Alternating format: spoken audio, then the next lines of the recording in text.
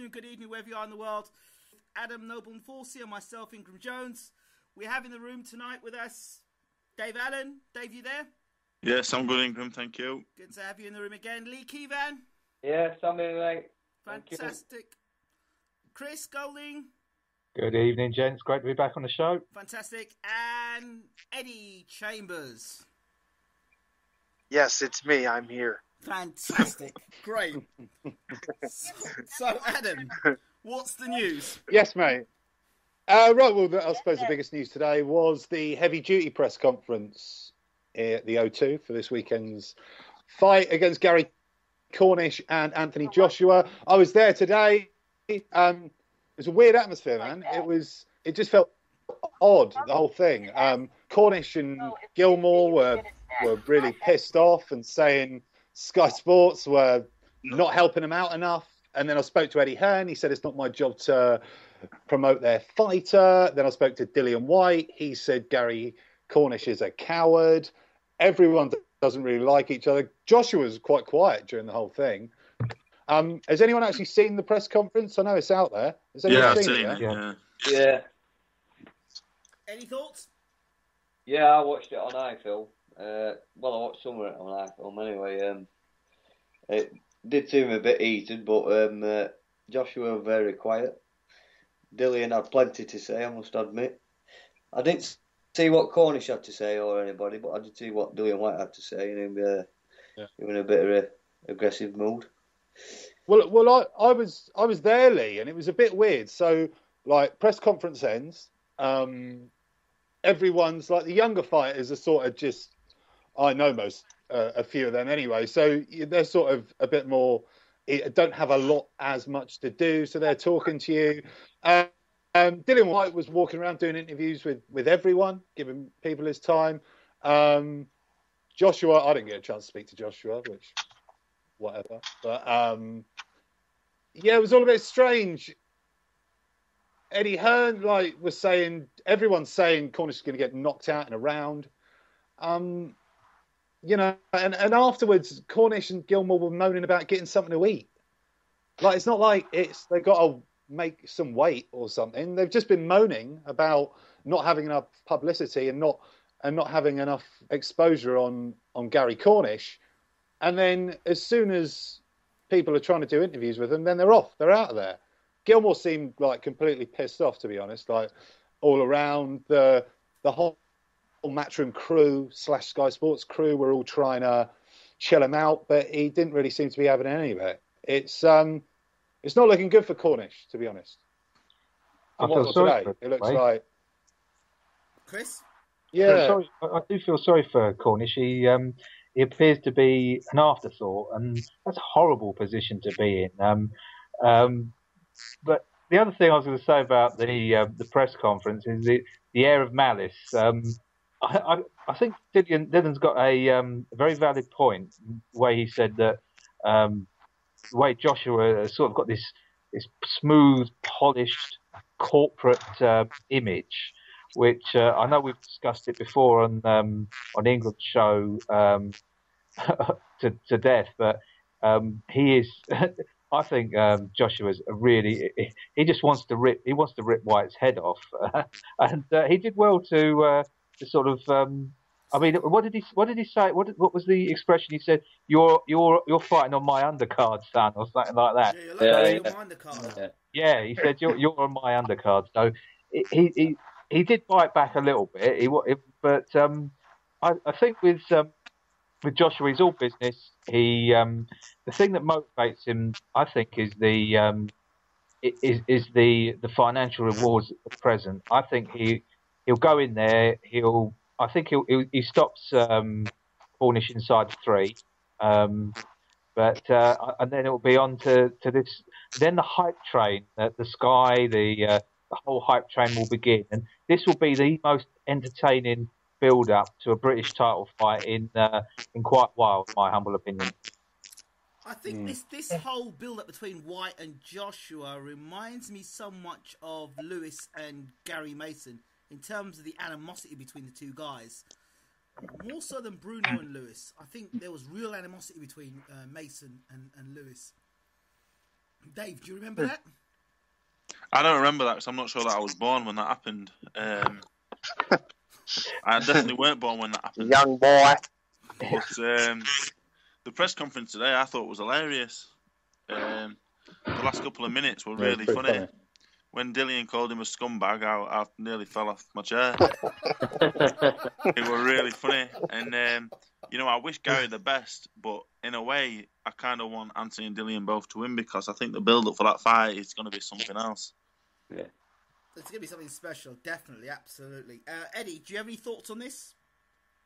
I think the way that Dillian been going at Anthony Joshua recently and even before when I was over there was good. It was interesting. So I think a lot of people, I think the interest is going to be crazy for that fight if it happens. However, I'm a good friend of Gary's, and I would hate to see him lose for any reason. You know what I mean? And I think he obviously still has a lot to learn. He's fairly new, even though he's been boxing for a while. He's still fairly new and green. But hey, he has a puncher's chance. You never know what might happen. But as far as the build up between Joshua and Dillian, I think that's big fight worthy, honestly. You know what I mean? It's a shame. I don't want to say it's a shame. It's not really a shame that it's going to come fairly early in their careers, but it's still going to be good for us because I mean there's still pretty big names I guess in the UK as far as heavyweights are concerned. So it's going to be interesting. And the build-up is going to be crazy, but could you imagine if this was for a world title fight, the build-up it would be?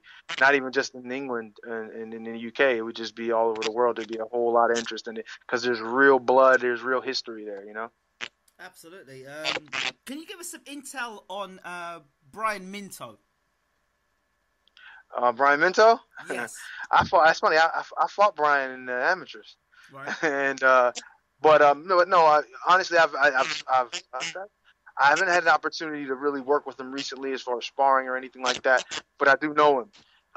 He's obviously gotten a lot better since we fought the amateurs, and I've seen him do some decent things as a professional. I mean, on the I don't want to say journeyman, but yes, low level contender to journeyman type level. He's got some skill, a little bit of skill, he's creeping up on some skill. So I wouldn't say for anybody just to get in there and think they're gonna just, kind of walk through him. Like if you watched him fight, I've watched him fight. I think the most recent fight I've seen is a few years back when he fought Chris Arreola on an undercard on I think Martinez, Paul Williams undercard, and he did some good things in the fight, but I think he was just too small, I guess, at the time with Arreola, and Arreola just kind of went through a lot of the shots, even though he landed some nice shots and did some nice things. Arreola was just a bit too strong for him. Okay. Anybody want to add anything to that? No? Okay. In terms of Dillian Whyte, anybody want to make a prediction for Dillian Whyte? Brian Minto? I think he'll be... Minto's, that's a fight. Yeah, he's quite durable, isn't he? Oh, there's one thing I did want to add, actually. Dillian... No, that was Adam, right? What did you want to add, Adam? No, I'm still here. What did you want to add? You said there's something. Yeah, I'm just... Basically, I'm just saying, Dominic Gwynn not being his opponent there. Well, basically, Dillian Whyte said to me today that he thinks Eddie Hearn's messing around his opponents on purpose to make it as easy as possible for Anthony Joshua. And he said, why else would they try and find me an opponent 2 weeks before I'm in a fight? Wasn't very happy about it. I asked Eddie Hearn. His response was, Dillian Whyte is a massive pain in my ass. I'll say it to his face. Video's going to be up soon. Yeah, it was weird today. It was just weird. The whole thing. I phoned Ingram after it, and it was just a strange air. I don't know if people were acting or... I don't think people were acting. It was just... something wasn't there. And Anthony Joshua was very protected at the press conference, more so than before. So it's all, Sky are really ramping up on Anthony Joshua now and really putting everything behind him. Like I saw Adam Smith give him some sort of like weird urban handshake today, which was a bit odd. So yeah, all sorts of strange things going on. Basically, it was just a bit weird. I didn't like it. It does seem centre stage, doesn't it? You see, it always seems like at press conferences and things like that. He seems to be the centre stage. Is their baby, as I would call it, is their number one. So I think he's their number one. Although trying to protect, obviously, Eddie Hearn wants to get most of the money out of. See, when you listen to Joshua and Dillian Whyte, what Dillian Whyte is saying, this is more street talk. And what Dillian Whyte is basically saying is, you know what? You're a man that roll around the street like me. That's what it's about. And you're now trying to act like you're some politician. To be fair, that's how Whyte is looking at Joshua. Yeah, to be fair, Dillian, first time I met him today, really nice guy actually, compared to some of the people there, and you know, very very approachable, very polite. Yeah, he seemed like on first, you know, a few of them I met for the first time today. He seems very normal. You know what I mean? Yeah, Eddie, was there something you wanted to say? Yeah. Eddie? Yep. Is there something you wanted to say? Oh, about I'm sorry, I was kind of focusing on a few different things. And in reference to the whole thing. Yes. Well, honestly, I mean, I don't really know much of. I don't know Anthony Joshua personally, but I do know Dillian. I've been to camps with him. And yeah, I heard him saying that he seems like a really nice guy. He is a really nice guy, but he does have a good personality as well. Kind of a fun personality that is kind of interesting. And I heard him also say about Anthony. He seemed protected, kind of like trying to portray the not All-American. Sorry, I don't know. I don't even know what the word would be for, you know, the I don't know, wholesome kind of nice, you know, kind of guy. It's hard to even explain for me, you know, from the UK.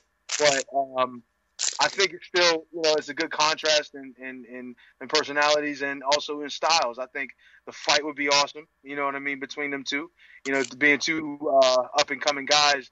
Like I said, it's a shame that it's coming kind of early in both their careers, because what can happen with a fight like this being early like this, it can derail one of their entire careers. You know what I mean? It could put them on a different path, but it also, even with the loser, could put them on a better path. Maybe they'll learn some things from it and get better in the future. Okay. Adam, anything else you want to move on to, or stick with this topic? Yeah, Dave, I'd like to get your thoughts on what I was talking about there. About, like, I was talking earlier to Ingram about how we were actually saying you yourself have actually quite a lot of marketability, considering how low you are at the moment, because you're very much like, in terms of your sense of humour and the way you come across, like a lot of normal guys in the UK. And I got that impression of Dillian Whyte today, a sort of, like, don't get me wrong, he's not normal by any means, but he has a real sense of normality about him. And I think him kicking off, I think people like that a bit more, and the way he does it with a smile on his face, whereas Anthony Joshua's coming across even more and more robotic each time we see him. I think, first of all three of them are really nice fellas on a personal level. Hello. But none of them are as good looking as me, obviously. So obviously. They don't have that, but Eddie, please, you're ugly. Please listen. I know what you mean. No, all three are really nice people. You know, I've known Anthony for the last 4 or 5 years now. You know, I couldn't say a bad word about him, and he's pretty funny himself. But obviously, a man in his position, he's got to be careful. You know, he can't be shouting scumbag at press conferences, because you know, he is a hero to a lot of impressionable young men out there. So I think Gary's looked very uncomfortable throughout it all. Dillian does come across well. He has got that dry sense of humour, but he's a very serious man at the same time. Okay, there's one other point I want to... like how Sky... This is the last thing I want to touch on. You know how, like, Sky are building, like, this perfect role model kind of guy in Anthony Joshua. Do you think that could detriment the sales impact of Anthony Joshua? Because you look at all the big names, your Floyds, they're all, your Tysons, both Tysons... Mike Tyson and Tyson Fury, like all those people they seem to be the most talked about and can bring in the biggest money. Mm-hmm. Do we not think Sky might be going down the wrong road here? I think when Anthony gets to a level a bit higher on, he can start to be more himself because, he's definitely not being 100% himself right now. That is a definite. He's pretty humorous. He's quite funny. But that's what people think. I think that's what Adam Smith. Adam Smith seems to be that way inclined. Yeah. Maybe he likes a nice boy. I don't know. That's what Dillian said, didn't he? He said he was being a fake. He said he knows. I know you, Joshua. I know how you are, but you are being fake. You're being a fake person, which I don't know him as a person. So, but obviously Dillian does know him, so he knows him a bit better than we do, or as I do anyway. See, this is what I want to see. I want to see the real Anthony Joshua. Yeah, the real Dillian. probably everybody does. Yeah, I want to see it. I don't. But like Dave, I don't know why Adam. Okay, I don't know if guys, it's Adam stop a Smith. second. Our guest is coming into the room. Hold on. Yeah. Okay. Hello. Good evening. Good evening, Ingram. How are you? Good evening. Good evening. We have in the room with us Peter Fury, the trainer of Tyson Fury, Hughie Fury, and from Team Fury. How are you, Peter? Yeah, I'm good, thank you. I'm just finished the training, just finished sparring, and I'm ready. What questions have you got? Right, in the room we have Adam Noble Forsey. Hi, Peter. How are you? I'm good, friend. Yeah, very good, thanks. We have Dave Good Allen. to see you. Oh, Dave Allen, Dave, me pal. How are you? How you doing, Peter? You all right? Yeah, I'm good, mate. We have Lee Keevan. Hi, Peter. How you doing, mate? All right, Lee, sound. Okay. We have Chris Golding. Hi, Peter. Chris. Really good to have you on. Thank you very much. And we have, last but not least, Fast Eddie Chambers. Bloody hell, Eddie. There's nothing to go except what I was going to expect from you, Peter. Come on, man. Hey, I miss you, you fucker. Where you been? Hey, man. I'm hiding out in the U.S., man. I know. Hey, make sure you beat that guy up because I'm going to beat you up if you lose. And I believe you, too. And that's exactly why I'm taking this guy from here all the way to the UK. You believe that? No doubt. Yeah. I'm hiding because I remember all that hard-ass work you had me doing. Well, I couldn't even stand up for a while. Hey, where's your fight being? Is your fight televised? Where can I see it? No, it's a King promotion. It's kind of like I'm the co-main event on a lower level, like kind of, how do I explain it? like a local type show. But just because we're gonna get one fight. Somebody will have a link for it, won't they? Yeah, possibly. I mean, it'll be up. It'll be up soon. Hopefully, something like that. So hey, get Johnny to WhatsApp it me. Just record it and WhatsApp it me on the phone. That's what I'll do. I'm gonna have him do it. Yeah. Because he's the king of all the internet and all that craziness that he does. Yeah, he's the king of that. I could definitely get him to do that. Good. Great, so we've got everyone in the room, and Peter, you know everyone more or less in the room. So what I want to do is kind of fire out, get everyone to kind of ask you some questions. I'll probably start with saying, I think it's great news to hear that there's a potential fight between Hughie Fury and John McDermott. What are your thoughts about this, Peter?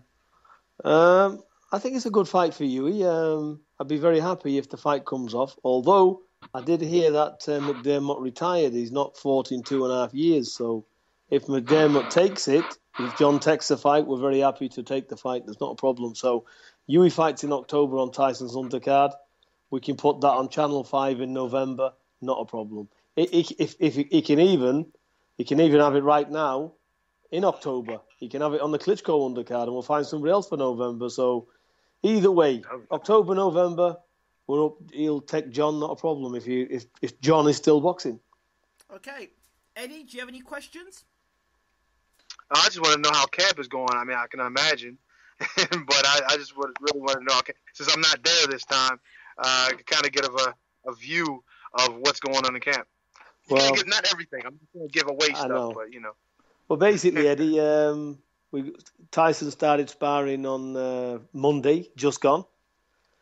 Okay. And he started doing 8 rounds, 10 rounds, 12 rounds, and he's just more or less going through the motions. He's not picked it up yet. So Monday he'll be in full flow. He's still got about 16 pounds to lose in body weight. Okay.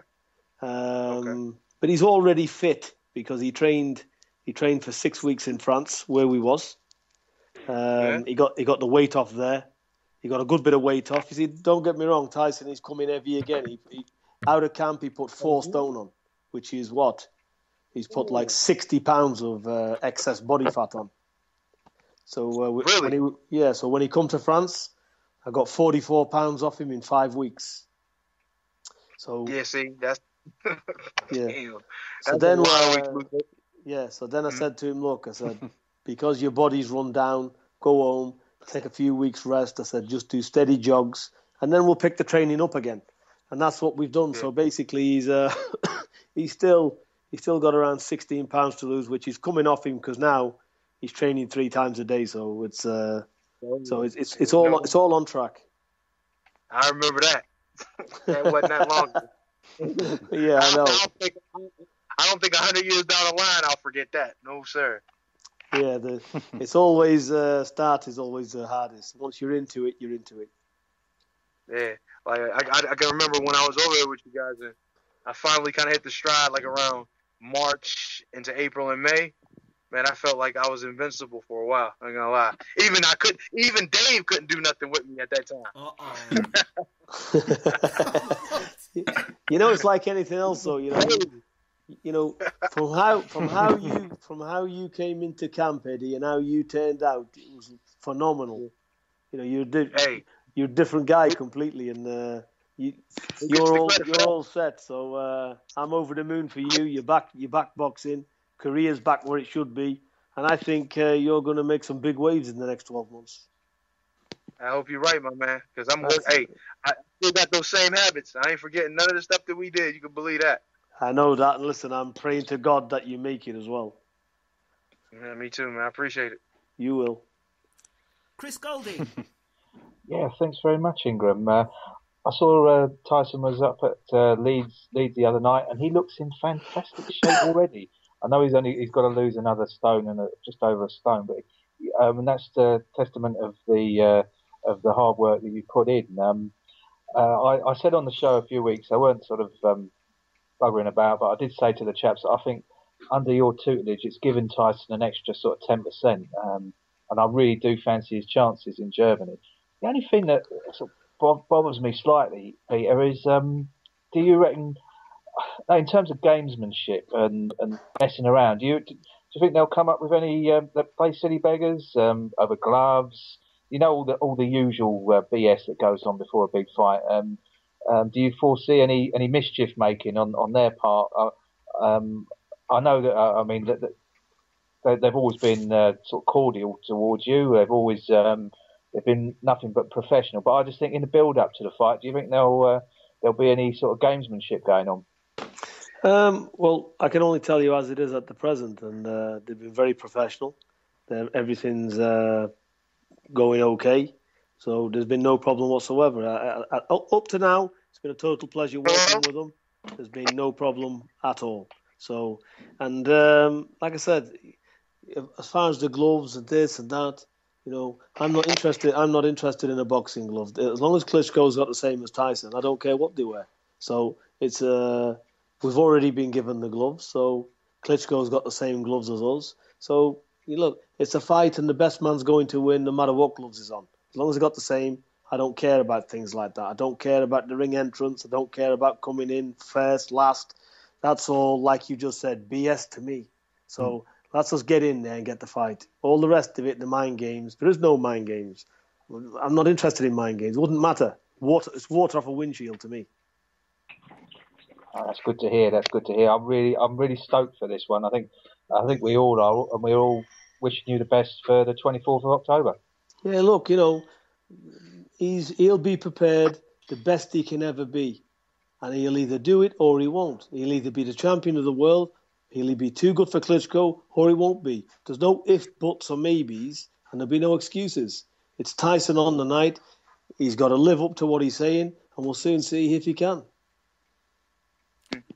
Lee Keevan. Yep.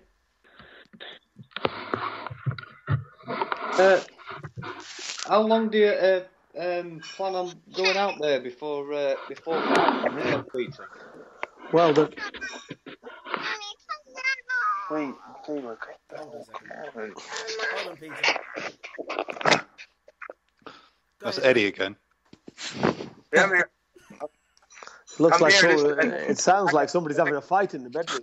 Yeah, exactly. I don't think that was me then. Okay, I was just going to say, tell your missus to just wait 30 minutes.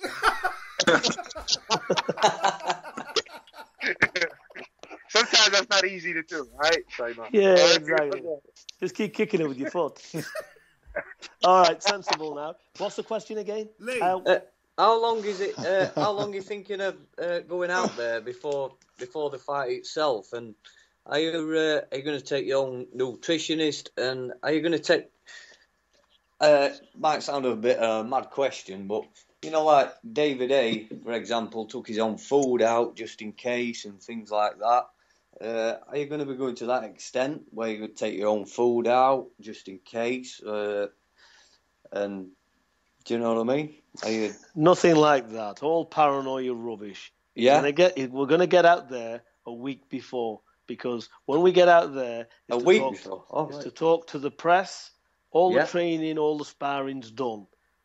He ain't gonna get no better in 7 days. All he's gonna do is take more fuel at the tank. So basically, all our work's done. When we hit the soil in Germany, he's in fight mode. The work's done. It's behind him. All he's got to do is concentrate. Probably do a little 5 or 10 minutes of shadow boxing of a morning. Rest up, off his feet, carbohydrate himself up, ready. That's it. Great stuff. Great fighting mentality. Brilliant. David Allen. Yeah, I've asked Peter enough silly questions to last us both a lifetime. You can ask me as many as you want. Go on, Dave. I've asked you enough silly questions already, Peter, in our time. Yeah, but you don't ask silly questions. Go on. No, I just want to wish you the best. I'm really excited about it, and I just wanted to ask about Hughie fighting Wilder, if that was ever a real. Whether that were actually really going to happen. There was any chance of it? we got asked. Adam Maris got asked in Canada, and they put it to me, and I said 26th of September we would, but I think they offered it like 2 weeks or something. I said, here, that's not going to happen. So that's as much as it was. It wasn't took serious. I don't even think it was serious, but it did get put to us, and that's what happened. Is Hughie ready for Wilder? It's too soon for Hughie, but he's got a chance like everybody else. If he had 8 weeks, 6 weeks, he'd have took it. So that's where we are. So nothing came of it, and that's where we are, Dave. Okay. Adam Forsey. Yeah, hi Peter. I wanted to move on to something a little bit different. This fight's going to be on Sky Sports, and I remember when I first met you about a year ago now. You just had your problems with the David Haye situation, and I wouldn't say bad blood, but you and Sky weren't over the moon with each other. And then you were at Box Nation, and then a kind of bit of a similar kind of thing happened again with the Chisora and things out your own hands.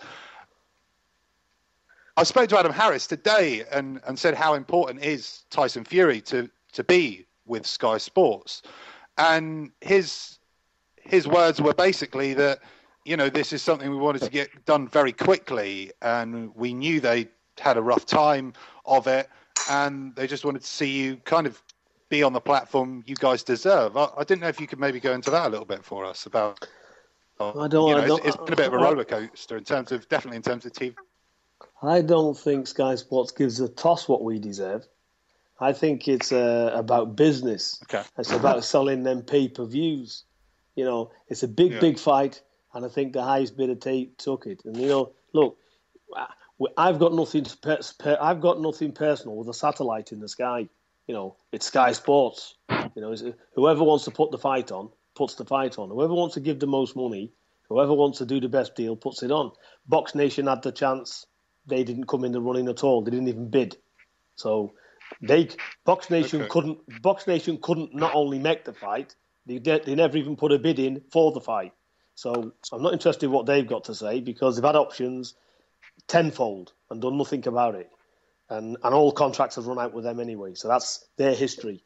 As far as other channels concerned, I believe ITV was in the running, and Sky stepped up, and they obviously done a deal which was happy with Mick Hennessy and happy with the Klitschko camp, and that's it. We're with Sky. It's a great platform. Sky's, it's as good as anything. I'm glad they've got it. It's we've got no animosity with it at all. We're just going to go for it, and me personally, I don't care who represents it. As long as I'm after the W, that's what I'm after. Yeah, and it's just I only want to touch on it because you have spoken about it before, but with Box Nation, they were saying there was some sort of handshake. I know you've just said there, but it's all a bit weird. Do you know what I mean? Well, it's not weird at all, because when I tell you it's what it is. There's no. Fair enough. There's no. I don't talk Chinese language. I talk English. So basically, we had a handshake.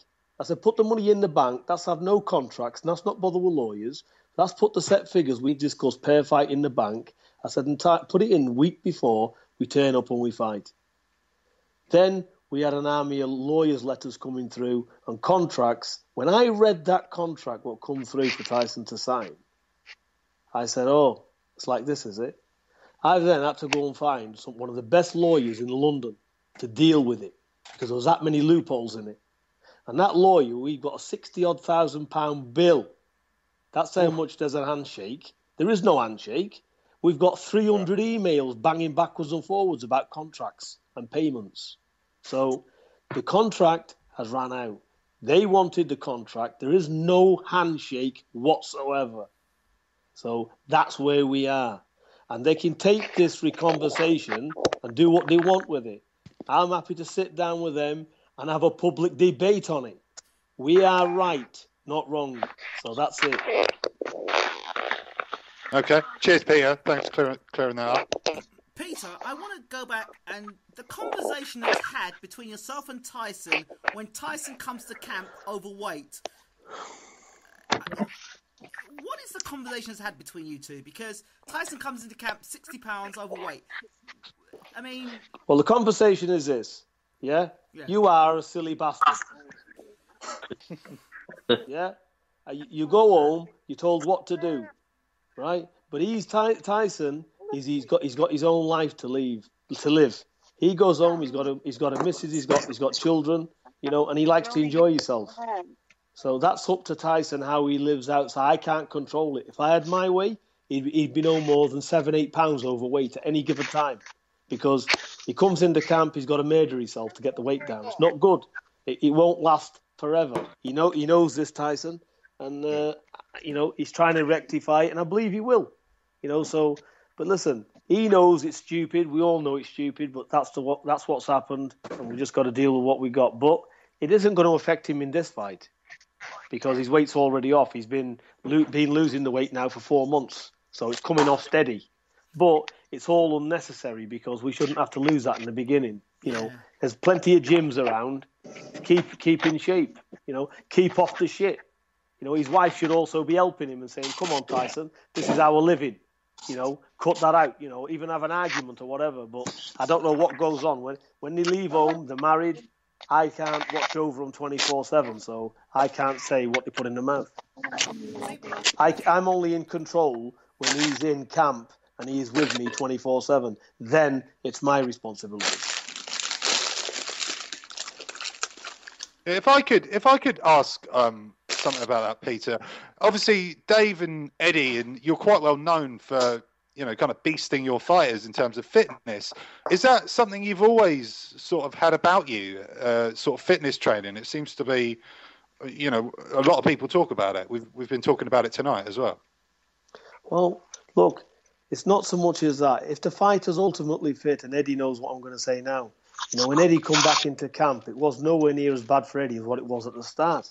Because, look, if you're out of shape, and you've got no muscle on you, you've got to be built up. So that's your body's got to be took apart and rebuilt. It's almost like a car that's got to be rebuilt. So basically, once the condition is already there, then the training and the fitness doesn't have to be so severe, because you're going to get naturally fit in the boxing. But if your condition's well behind, or you're overweight, or you're lacking body weight, you've got to put 28 pounds on or take 28 pounds off, then it's a different ball game. You've got to train like hell, because you're in the fight game. And if you're not 100% fit, you're not 100% on your correct body weight, you will suffer at world level. I wanted to ask you about Dave Allen. Okay, thanks for that, Peter. You're welcome. I wanted to ask you about Dave Allen's last performance, his comeback fight after being out for 15 months. Did you manage to see that? I did. You know what? I'm over the moon for Dave, because I'll tell you why. Dave has got talent. He's got natural talent. He's as tough as a brick. I think if somebody hit Dave with a baseball bat in the face, he'd smile and say, "Don't worry about it, mate. It's okay." So what I'm saying is, he's got a tough mentality. He's a very, very tough lad. He's got it there. But almost what I see, he's took that toughness for granted. And rather than use his boxing skill and miss the shots and get properly fit, I'll just take that, walk through it and land my own. Well, now he seems to be getting his head together, training properly. I'm glad to see him focus, because he can do good things, because he can box as well. He's got it there. But he's just got to get the weight right, get his diet definitely right, eat correctly, and just stay focused and train right. But he's got all the tools. If Dave wants it bad enough, he's got the ability to get it. He's certainly a talented young fella. Dave, your thoughts?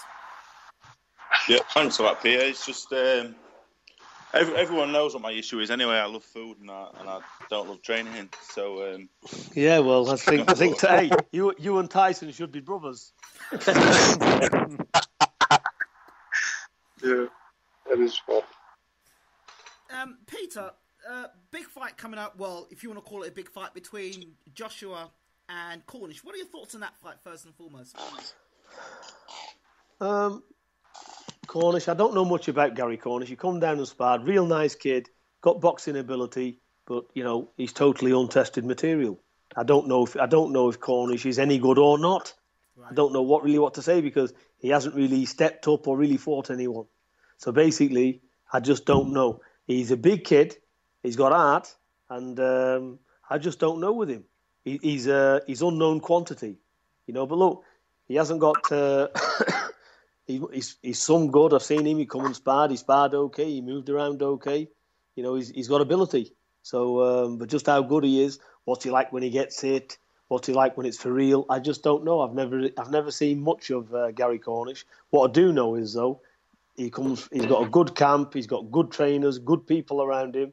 I wish the kid all the best. He's in with a chance, isn't he? But looking at the way Joshua is, the power of him, the speed of him, it's Joshua's got to be a heavy favourite in this for sure. Okay, and the Brian Minto fight with Dillian Whyte? I think it's good for Dillian Whyte to get Brian Minto, because Brian Minto's tough. And what Dillian Whyte shouldn't be doing is trying to load up and take him out anyway. He needs to get rounds. So I think he's a tough nut. Dillian Whyte's going to win without question. But I'd like to see Dillian Whyte go 8 to 9 rounds and get the rounds in, because he needs the rounds, Dillian. So I think they picked Brian Minto because of that. He's tough. He has a fight. He throws shots, and he'll give Dillian a good work. He'll give Dillian a good workout, because Brian Minto, he's a tough kid. That's if he he doesn't land a shot and destroy him early. So hopefully he gets rounds out of him. And of course, the fight that everybody wants to see in the UK, Dillian Whyte versus Anthony Joshua. Yeah, I think that's a 50-50 fight myself. Do you? I think when Dillian White gets the right training, he's getting it. He's got a good camp. I think he's going over to America. Is it with Banks? Yes. So Banks knows what he's doing. So basically, I think he's going in the right way. And Dillian's not a fool either. He's quite intelligent. So basically, he's got a good jab. He's big. He's solid. He's strong. So that's going to be a good contest. That's going to be the hardest fight Joshua will have had up to date for sure. Because Dillian White is a prospect. He's not somebody who's built up, fought nobody. The kid can fight. So it's going to be. We're going to see if Joshua is the real deal or not when he fights Dillian White. Don't you think that the amateurs and the professional game are two different things, and that Dillian White did well in the amateurs against Joshua, but then Joshua went on to the World Championships and won the Olympics. Dillian White stayed in the ABAs. Yeah, but let's look. Dillian White, I know Dillian very well, and Dillian White had no interest in amateur boxing, so it wasn't for him. And anyway, amateur boxing means nothing. Look, David Price beat Tyson, did he not, on points? Where are we today? Amateur boxing with a vest on means absolute shite when you're coming in professional boxing. So who's interested in the amateurs? That's like two babies learning how to box. Take the vest off. Now they're in a man's world, aren't they? So different ball game. I totally agree with your point there, but then that's the same reason why everybody wants to see Dillian White fight Anthony Joshua, because going back to that amateur fight, if there was no amateur fight, what would be the thing? What would be the connection between Anthony Joshua and Dillian White? There would be, would there? No, your armchair public, they want to watch that because that's fuel for them. But real boxing people know what I'm saying is right. Absolutely. The amateurs are a load of crap. Absolutely, I'm telling you, as I'm looking at it as a professional person in the job, that don't mean nothing to me. Absolutely. So the basis of this fight between Joshua and Dillian White is something that Dillian White did back in the amateurs. Well, I don't believe that. I think Dillian White and Joshua are a good fight for each other. I think they're on similar levels. They're both coming up. They're both similar age. And I think it's a very good test for both fighters. I think it'll show us where both fighters belong. Absolutely. And Dillian White now is getting the same class of training that Joshua was getting. So I think this is a good fight, Brian Minto, for Dillian White. And I just see it. I just see him progressing. I just hope he gets another fight in after this and gets more rounds in. Do you think that the fact that Banks is with him now, is that enough time for him to develop a good, strong relationship with Banks before the big fight with Joshua? Well, I know he's been going over in camp training with him, and we'll see. It's Joshua. Look. If he was fighting somebody like Eddie Chambers, then I wouldn't see any of them being ready because the experience isn't there. You're looking at guys here; they're up and coming prospects. I think Joshua's only had 12 or 13 fights, hasn't he? Yeah. Right then. So Dillian's had 11 or 12. So basically, let these two fight because they're on similar par to each other. So we'll see. Like I said, it'll bring out the best of each man. It'll tell us a lot after they've boxed. Let's put it that way. Absolutely. Anybody else have any questions for Peter? Yeah, I do. Peter, if we're talking there about them both being quite inexperienced, if this fight goes into the later rounds, can you see it getting quite messy and we can start seeing more holes in each fighter than we have ever done before? Well, that's the same with anything, isn't it? I think it's as a fight goes on, you start seeing true colours come out in everybody because this is what I mean. Because they obviously are not going to bang each other out early. If it doesn't go early, because Dillian White's quite tough as well. So it's going to be interesting to see. That's what I mean. We'll see what they're going to be like when they put them in. Both fighters will be ready. Both will have no excuses. I don't think it's too early for either man. They're similarly matched, so it's a good match. Any other questions for anybody in the room for Peter? Peter, it's Lee. What difference, if any difference, has it made having Tyson's dad in camp? Has it made any difference? Has it upped his game and in any way? I don't know if anything can up your game, but somebody stood ringside. Look, he's a fighting man, isn't he? Yeah, of course. Yeah, he's been going 4 years. He's happy his dad's out. We're all happy. My brother's out. You know, he's here at our side. You know, he loves boxing. He supported his son all through the amateurs. He was on the phone to me every single day while he was inside. Yeah. He's home. It's lovely to have my brother out. Yeah, Does it have a massive effect? You know, has Tyson got a turbo booster rammed up his ass? No. Gonna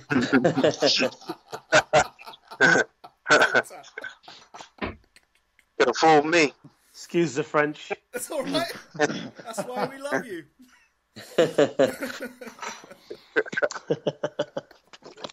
Sometimes I do laugh at myself. It's a sign of insanity, I'm told. It's all right, I do as well. I laugh at myself all the time. It's all right. Yeah. So, Peter, the kickboxers. I heard a lot of kickboxers who are 11-0, 10-0, hungry, and what do they provide for Tyson in terms of sparring?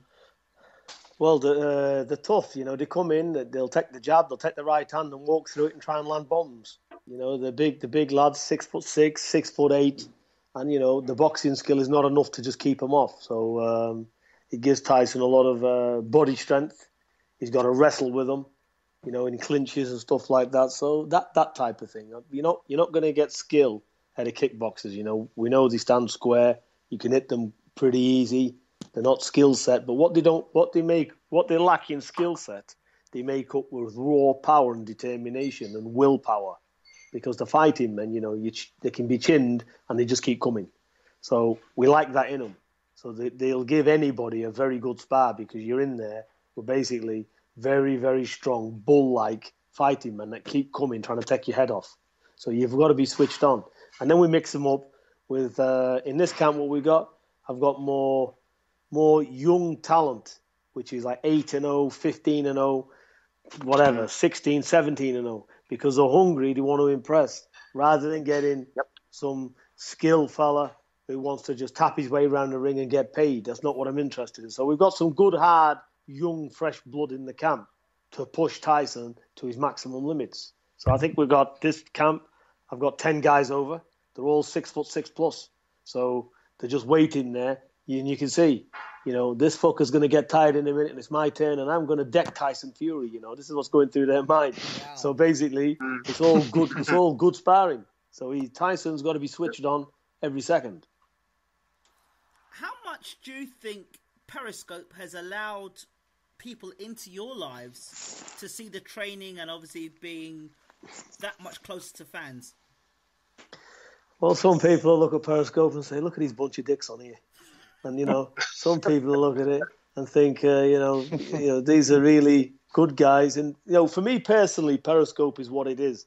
It's about interacting with the fans, putting them behind the scenes, telling them what's going on, and just things like that, just keeping people in the know of what's going on because people are interested. So that's it. The demand's there. So we come on the Periscope and speak to people. So it's nice to interact with people. So it's good in that regard. Plus, it takes them very, very close as you can possibly get in the camp. My final question to you, Peter, it's regarding Sky Sports. Do you know if they're going to be coming into camp to watch Tyson train for the preview of the fight with Klitschko or anything like that? Yeah, I believe Sky's doing a behind the ropes and all these programs. You know, it's all kicking off. I think there's going to be a major blitz on it. It's going to be on Sky. It's going to be very big. They're going to do a very, very big campaign on this fight. Does that include a face-off? Yeah, probably. I know the press conference is this month, and that's going to be electrifying. I'm told it's something we've never seen before. So I'm more excited about the press conference than probably the fight. Okay. Thank you so much, Peter. Anybody else got any questions for Peter Fury? No, I just wanted to say good luck to Tyson. I mean, I know he won't need luck; he just needs skill. Go and handle business. I know he's going to be in a 1,000,000% in shape. So it's all about the skill and taking care of business. And I'm pretty sure he has enough to, you know, even topple the biggest of giants, which is Klitschko. So looking forward to seeing it, man. Yeah. Tell me about you, Eddie. I've got a question for you. Me? How are you going to go about this fight? This guy? Yeah. You know what he's going. You know. I don't know if you probably don't know enough about him. He's not really. Tell me about him. He's just a journeyman. He's the kind of guy who basically he's a hustler. You know what I mean? He'll go around the ring. He tries to switch up back and forth. and things like that.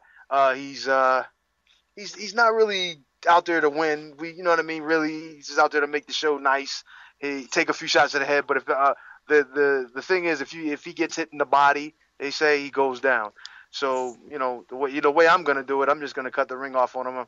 I'm using the switching that we worked on before as well, and I'm gonna get him out of there pretty fast.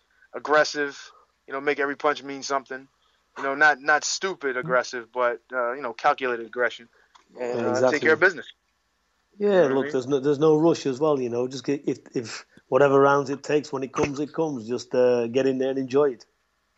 Yeah, not to overdo it like the Nascimento situation where I was trying to just take him out with one punch every round, and that's just. Well, I was waiting for Nascimento to come round the corner, so I was like, anything with a bucket as well. Honestly, I was just trying to kill him. I was trying to get every time I threw a shot, it was home run written on that thing. But yeah, and the thing is, we went over this so many times, and to not look for that just one home run shot, it's not the way it goes. Boxing, it's not. how often do you see one punch knockouts? It's not all the time. You know what I mean? Because it happens, but not all the time. The worst thing you can do in boxing is load up. You got to relax. You got to relax, and everything takes making. To bake a cake, you have to make it. You can eat it in 2 seconds, but it's an hour or 2 hours, 3 hours to make it. So basically, it's the same. You got to open it up. If we want to open up a can of beans, we have to open the tin first before we can eat it. Same principle. Can't eat that damn thing through the tin. Yeah, that's right. Exactly, Eddie. You know what I mean? Well, I learned. I learned a lot, especially being over in the UK. I think with you, keep hungry. The skill set is there. It's perfect. And, don't underestimate your own power because you've got knockout power for sure. Just let them shots roll and it'll just find itself. You've got a new lease of life there, and I think you definitely you keep that front foot on, you keep that pressure, they're going to struggle to deal with you. Oh, they trust me. And the thing is, I gotta thank y'all. You know what I mean? You, Tyson, Huey, the whole team. Because if it wasn't for y'all, I was a foot and a half into retirement, man. I was walking away from this business. It was just too much for me on my own to deal with. These guys pulled me back into it, gave me an opportunity. The good thing is, we've got to know your talent, so we're just going to steer right around you, Eddie. Yeah, right. Yeah, I'm sure. No, the only reason why is because we are cool. We are family. That's the only reason why you're staying around me, away from me. I don't think you have any fear with either one of your boys to fight anybody, to be honest. So, you know what I mean? I heard you mention anybody. Listen, we do respect you, and you are like family to us. So that's how it stands. We're together to the end, so there's no worries about that. No doubt. I got one thing you should do. Stay away from Mr. Dave Allen. He's dangerous, that guy. Listen, I know all about Dave. We don't want him because he'd make Ali look bad in his AD. I'm trying to tell you. Sheesh. Leave Dave alone. Thanks for that. Thanks for the sarcasm there, Eddie. Thank you for that. Dave, yeah? You hit Dave with a solid right hand. He spins you round and taps you on the ass. That's what Dave does. Peter, can I ask you a question, please? Yeah, go on. If I took Eddie outside of a boxing ring, who would win, and how long would it last? Listen, that's all I need to know. I'd have to ring the police because you're dangerous. It might not just be me getting hurt out there. It might be a lot of other people. I can see a normal person getting bounced off the floor, and anybody else comes along. I think you just put them in a headlock and take them home. Definitely, you stick to boxing if you want to keep from being behind bars. Right. I know that's a fact. I definitely don't think anybody in Doncaster is going to come knocking on your door in a hook. Dave, you win. You the man, all right? Yeah, exactly. Dave, if you ever want to come and you've got a problem with me, I'll just give you the money instead. There's no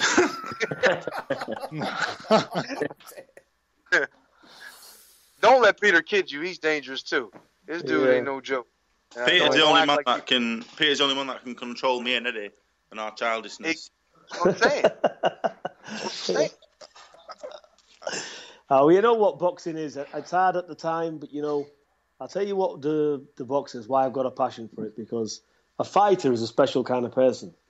And we go through hell in that gym, and we all go through hell in our own ways together. You know, there's a lot of things going on, but the respect and the bond you build, it's never forgotten, because when I sit back and I'm in me home and I think back, and I've got lovely memories of us all together. So you can't buy that. Money, that's priceless. Yeah, true. Yep. On that note, Peter, I wanted to say thank you. I mean, obviously, since I first interviewed you back in, I think it was first week in January in 2013, it's been a great journey. It's been a pleasure actually knowing you and still knowing you now. I want to thank you, because you've given me some great opportunities to interview you, to talk to your whole family, and I really appreciate it. And I wanted to say thank you. Yeah, thanks for having me on, and thank you to everybody. And listen, everybody here, just believe in God and pray for good things, and they'll come true. Absolutely, Peter. I endorse that totally. Are we done? We're done, Peter. Thank you so much. You're welcome. Take care, Eddie. Take care, Peter. Dave. Take Thanks, care, Peter. everybody. Bye-bye. All the best. Bye-bye. All right, my brother. Bye-bye. Talk to you, man. And you. All right. All the best. All right. That's Peter Fury, people. That was our special guest for tonight. What do you think, guys? Brilliant. Wow, what a humble man, what a gentleman. He gave us all a cracking insight. You've done it again, Ingram. What can I say? Pulled it off again. So, Lee, you knew who the special guest was in the end? Yeah, well, we had a joke, didn't we, on Twitter when I went about Mayweather. And what my reply was, I'd sooner listen to either Peter Fury or Adam Booth. Is that what I put to you? Yes. Yeah. And when you'd said that, Peter Fury had already agreed to do the show. So I did not have a clue that it was going to be Peter Fury. So yeah, that was brilliant. That great. Like, anybody else want to speak about the fact that we had Peter on the show? Yeah, he's a nice bloke, isn't he, Peter? Adam. Okay, Adam. Yeah, I was just going to say, like you said there, Ingram, in terms of I myself I'm like independent, and it's quite hard to get high level people like Peter Fury to come and do an interview with you, and every single time I've asked, he's always said yes. So yeah, just echoing what you're saying there, mate. It's good for people like you and me, Ingram, that there's people like him about, or otherwise we wouldn't be able to get any news. Do you know what I mean? Absolutely, and it's an honour to have someone like Peter on the show that's not just insightful but has some sense of humour and is quite down to earth about the sport of boxing, very knowledgeable, which always helps. Yeah. Dave? Yeah, it was good to hear from Peter. We've had some good times, me, Peter, Eddie, and the rest. I've not spoken to him in a while, but I can listen to him speak all day because he's just funny, isn't he? Yeah, very That's funny. I was going to say the same thing. I was going to say, just listening to him talk, because it's an intelligence about him. You know what I mean? More than just school smarts. You know what I mean? In book smarts. It's an intelligence about the sport and just about in life in general. You know what I mean? There's a lot of experience there. A lot of understanding of basically how to live and enjoy life too. So it's good being around him. I learned a lot from him. Okay, guys, let's close the show off with, obviously, the fight that's this weekend, Berto versus Mayweather. A lot of people really believe that Mayweather's going to win this fight very easily. I have mentioned in shows previously, live shows, the 49-0, the curse of the 49-0. Virgil Hunter came out, interestingly, yesterday in an interview and said that the powers that be do not want Floyd to get to 49-0, and if the fight it's close and Berto's still around, Berto will get the decision. What do you guys think about that? Eddie? Honestly, I understand the powers that be and all, like you said, the curse of the thing, but I just think Floyd's on a different level than Berto. No disrespect to Berto. Berto is still world class.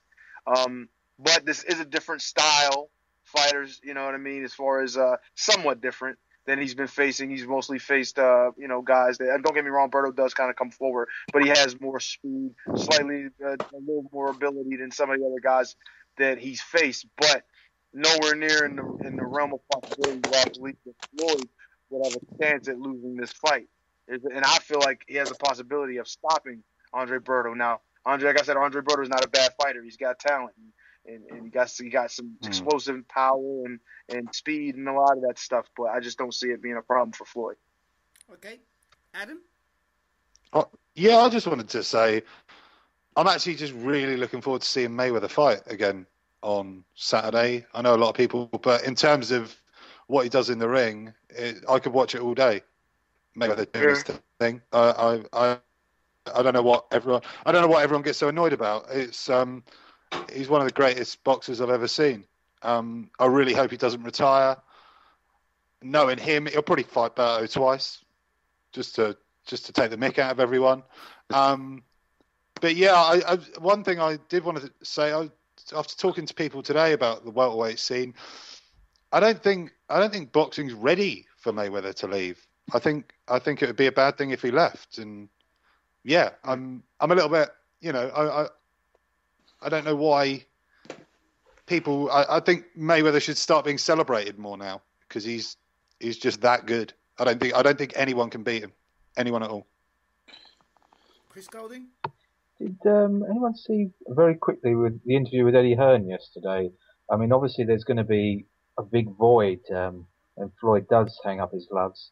I don't foresee it being this weekend, to be honest with you. I think he will fight next summer 50-0. I think that's somebody will dangle the carrot in front of him. But Eddie Hearn was saying that he thinks Kell Brook is apart from Floyd, shall we say, or going forward, Kell Brook is the number one welterweight in the world. I just wondered what you guys thought of that very quickly, because as I said in last week's show, the one I really want next summer is Kell Brook and Thurman, as I think both of them are sort of heirs to the welterweight throne. But I mean, what do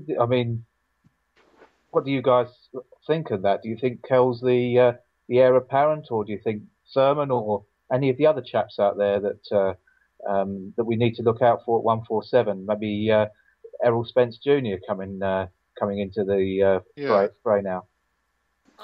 I think Chris, that's a. Go ahead, Adam. Go on, I'll just say one thing. It's interesting. I don't think there's anyone. I think that's the great thing about Floyd Mayweather. He's so much better than everyone else. There's too much of a gap between Mayweather and anyone. Whereas you look at, say, your top three welterweights other than Mayweather, Thurman, Bradley, Brook, there's not that much in it. That's all I wanted to say. I was actually going to say that I don't think there will be a dominant welterweight. I think that eventually, Thurman will get beat. Is going to get beat sooner rather than later. Yeah. If you look at the way he fought against, what's his name? The guy who fought the other day. Hit him with a body shot. I can't remember his name again. Oh, I see him now. I can't remember his name. But anyway, that last fight, Thurman, he didn't look very impressive. You've got Brook, who's finally fought in world class. If you look at the Porter fight he's had, but that's it. He's now going to fight Diego Chavez. Let's see how he looks against Diego Chavez. Timothy Bradley never makes any fight look easy for himself. Manny Pacquiao, people talking about him possibly retiring. If not, he's got Terence Crawford. So is Terence Crawford the man to come up and clean up? I don't know. You've got Danny Garcia floating around as well. I don't actually think there'll be one dominant welterweight after Mayweather. I think it'll be like everyone will be kind of like a belt holder, and this person will duck that person, and that person will duck this person. The best way to sort it out would be to have a Super Six in the welterweight division, clean it up, and have one champion. Absolutely. That's my thoughts. Yeah. Dave? Yeah, I'm not a massive Mayweather fan anyway. As far as I think if he'd have boxed like Margarito, when Margarito had that concrete in his gloves, he'd have bust him up. That's a good point. And he wouldn't have beat Paul Williams, and he wouldn't have beat a few others, I don't think. So he's obviously very good. He's better than that as well. But I watched the fight on the Sunday morning, but I think it's pretty much foregone conclusion. It's not a great fight, and I'm far more looking forward to the show in Britain than I am Mayweather. Well, no one's talked about George Groves and Badou Jack. Yeah, I was just going to say. Let's talk about that. Let's end the show with that. Yeah, I think so. It's a bit of a a lot of people don't really know what to expect because Groves has kind of hasn't seen himself since the Froch saga. And then we've got Badou Jack, who's the champion. He's probably the least known world champion in the world. So it's a bit of a I really don't feel comfortable going to the bookies on it. Obviously, I'm rooting for George Groves, but yeah, it's a tough one. You wouldn't want to put money on it. For me, I'm looking at it as they've both been sensationally knocked out before, and I think this fight, two of them are going to get sensationally knocked out again. I don't know which one, but one of them are going to get knocked out. I don't think this fight goes. I think Groves has a better skill set. I think it's all about, to me, I think Groves is a bit of, he's kind of one step off his rhythm. You know what I mean? He sort of seems to fight. He likes to fight with a definite rhythm to him. Yeah. If he can get that going, I'm really excited about the rest of George Groves' career. But since Froch, just hasn't been there. I think it's an Adam Booth thing myself. Yes, I agree. But, I mean, you watched the performance against Begale. It was pure Booth, and it was a brilliant strategy. He was on the back foot. It was an amazing performance. Since then, he's sort of restyled himself. He's more of a slugger these days. The other thing that is, I mean, I know we might not be big fans of Carl Froch, but the thing about Carl is that he walks around in his normal day at I think about 12.5 stone. George walks around at I think about 14 stone. I don't know how the hell he boils down to 12 stone. For me, George is a light heavyweight. For me, George is a 175 fighter. And I think he'll gaslight on. So I think George will stop him in the first 6 rounds. If it goes late, then I think he's in trouble. But I expect George to win, to knock Jack out or to stop him inside of 6. Eddie, what do you think? About honestly, I've seen Badou Jack fight a few times. No disrespect or anything to him. I think he's a pretty decent fighter. I just don't know if he's on the same level as Groves. Although he is like you say, he's a world champion now.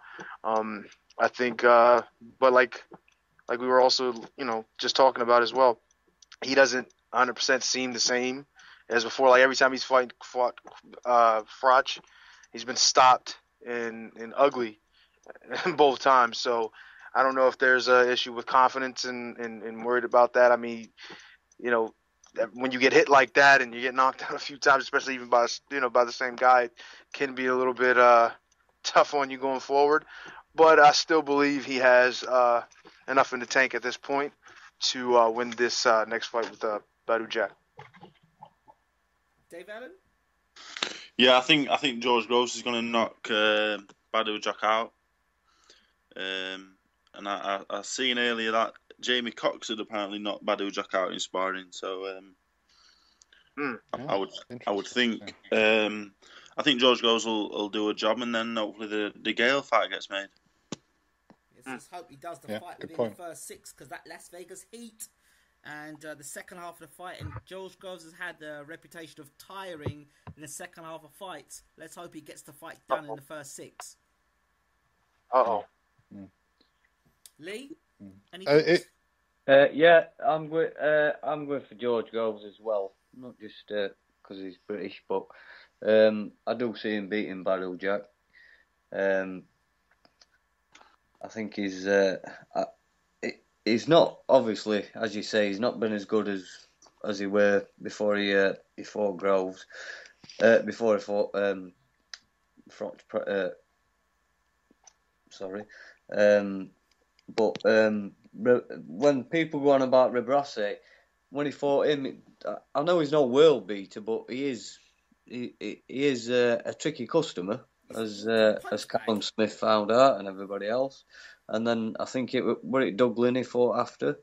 I know he's not looked great, but I do think he's got definitely beaten a Badou Jack. I'm pretty sure I'll be putting a couple of quid on him anyway to beat world champion. So you guys don't think of the fight he Good had stuff, against Lee. Durrell mean anything? Doesn't the Durrell fight mean anything to you guys? The fact that he beat Durrell? I think that was his best day at Ingram. I think that, you know, everybody has a day in the sun, and I think that was Badou Jack's day. I mean, don't get me wrong, he's no mug, but I think that was his. I don't see him surpassing that performance. You don't think that maybe as I don't champion would be rate- better? You know, some people raise their game I as don't- become champion. Maybe I don't rate either of the Durrells that highly anymore. They were both quite good fighters, but both now they're not. They're easily on the decline, both of them. So Okay. Just throwing it out there. Okay. yeah. Anybody- What Go on, Adam. one thing I wanted to touch on Dave before we ended this. Talking about he likes his food. All I'm seeing on Facebook, Dave, is you training every day, fighting with your dad in the garden, which is great to see. Yeah. Loads of things like that. You seem to be taking shit seriously, mate. Like I really mean it. You seem to be working every single day. The best fighters I know, who I meet, and even some of the younger fighters, they're there every day. They're doing something every day. Are you really living the life now, mate? Well, not really, no. No, I've been training That's okay. every day up until today. You know, and last night weren't a good night. I weren't in a very good mood. I'm not sure why. So I spent £13 on crisps, and I ate them all. I didn't train £13. today, and I've just been sat buttering cream crackers for the last hour and a half while we've been talking. So Do you get heartburn? I believe it. no, I I've seen believe you, Dave. I've seen my next opponent, and he's you know he's probably like a similar level to what Eddie were boxing while he were over here, so it's an easy fight. Thanks, Dave. I'm going to soften him up, beat him, win my title, and then Eddie can come back over and fight him after I've softened him up like the others. Yeah. Is this the esteemed Central Area title we're talking about? It's for the Central Area, yeah, and then you know, then we'll go on from there. But you know, I'm not sure I'm going to train for this fight because I'm not sure I need to. Looking at him, so we'll just see what happens, really. Hey, But You minute, are pretty amazing. To be Does this fair. guy, Dave has all the respect for boxing. Oh my goodness. Dave, does this Eddie, guy actually- you're the fattest heavyweight I've ever seen in my life. When you came over there, Oh dear. And you're then, like fast food Eddie Chambers saying no more. he's like the fattest person outside of myself I've ever seen fight. Is that what you said, Dave? Is that what you meant, Dave? Eddie, honestly, I will soften him up. You can come over and fight him. Don't worry. Like I did with my two of I them. appreciate it, man. Just like that. You know what? Thanks, Dave. You know what? Every opponent I fight you first. That would definitely make it easy for me next. If I hadn't spotted Klitschko before you fought him, then you might have had a chance. I might have knocked him out in 70 seconds, just like Moses. I won't go that far, Eddie. I won't go that far. You might have gone distance or something, but I don't know about beating him. Yeah, that wasn't cool. You gonna cut my legs out from under me like that? That's not nice, Dave. You're supposed to agree. You said I was fatter than you, Eddie. There's no worse thing anyone could ever say than that. Dang. You know what? I thought the UK fans and people who knew that they don't remember me as being fat. I thought it was just in shape me, you know, because I was over there. I seemed to be in pretty decent shape, right? No. No doubt. All right. Dave goes Never round mind. with a picture of you really fat to anyone and everyone. Eddie used to walk around my in shorts like he weren't fat, but he was.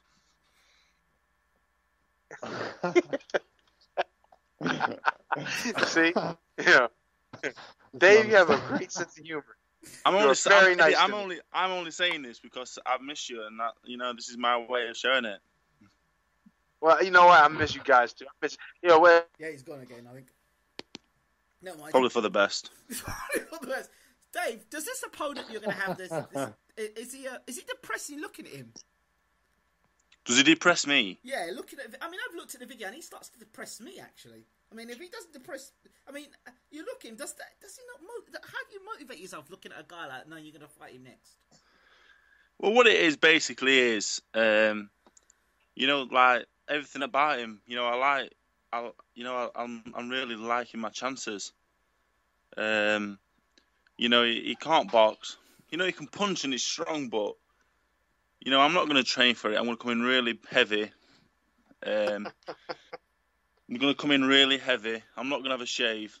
And I'm going to knock him out in a round, and then, hopefully that'll finish him off for good, because, he just seems... I've had messages from people, he doesn't seem like a very nice gentleman, so... I'm just hoping that...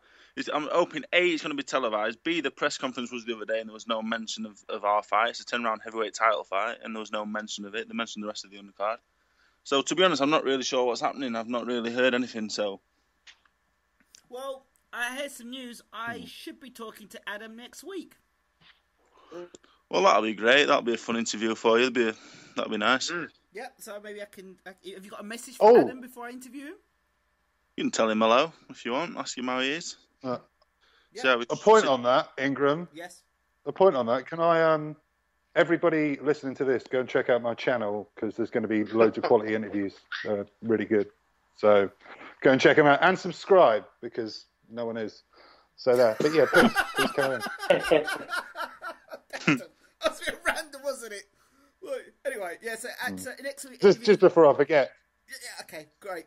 Adam. So it says interview next week. Adam, the guy you're going to be fighting. No, that's good. That's good, because I think, he's a massive man. I'm not so massive, but I'm one of the best heavyweights in Britain right now, and he's rated in the top 15. So it'd be nice for it to get a bit of attention. Maybe even televised, because it is a good. I've not been televised yet in 8 fights, and I've been on 5 TV shows. So I don't know what it is, to be honest. I don't know.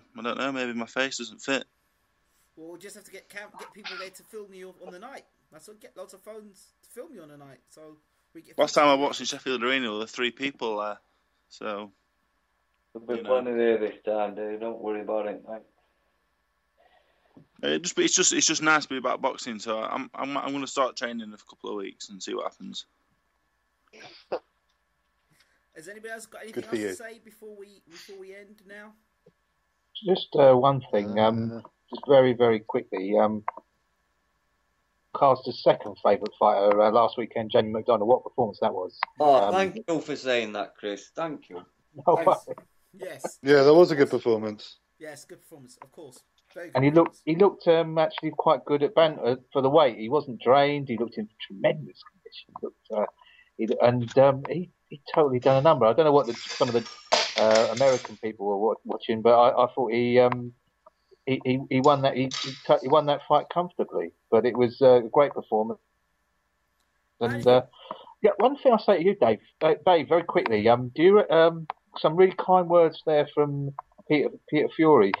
Is there a possibility, do you reckon, that you might be able to do a bit more work with him in future? Because I think that would stand you in really, really good stead. Yeah, I'm hoping to go and spar maybe with Huey soon.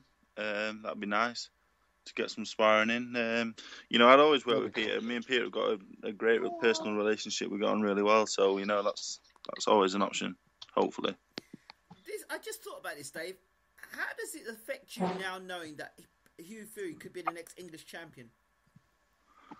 It doesn't affect me whatsoever. I don't think it's a fight that's ever gonna happen. I don't think, and I don't think they'll go down that route of English champion anyway. I don't think they'll go down that route. Right. I'm only going that route because nobody knows who I am. I don't sell any tickets, and I'm not a very nice man, so I've got to go down that route. I've got to do it the hard way. So there you go. Could you not go for one of these, maybe WBA or WBC Intercontinental Championships or? I think they're ticket selling titles. Yeah. So I only sell 3 tickets per fight. So I can't tickets though. Pardon? What's that, Adam? So I was just saying, mate. Wouldn't that be a good idea? That would help with tickets as well. Sorry, can you hear me? We can hear you. What did you say, Adam? Oh. I was just saying, would that not be a good, if you're struggling to sell tickets and you're saying they're sort of ticket selling belts? Because Joshua and Cornish are fighting for the Commonwealth and some WBC international belt as well. Could that not work for you, Dave? Maybe something like that. Yeah, it's a difficult situation. I'm just, Anthony Joshua's got a gold medal and Gary's from Scotland is the only heavyweight. I'm just, I'm just a little fat kid who's just trying to get somewhere. So, if I win that Central Area title, hopefully things will start to pick up. But it's a hard, boring old life. So, whatever. That's why I bully Eddie Chambers to make myself feel better about myself, just waiting for an opportunity. Okay, mate. So, that's life. Adam, are we done now? Did you say? I can see that. Yeah, I can see that. Yeah, I'm done, mate. Thanks everyone for coming on. Again, Dave, Rave, quality to have Peter on, and Chris and Lee as usual. Really enjoyed being on tonight. Thank you all very much. Yeah, thank you too. Cheers, gents. Hopefully see you next week.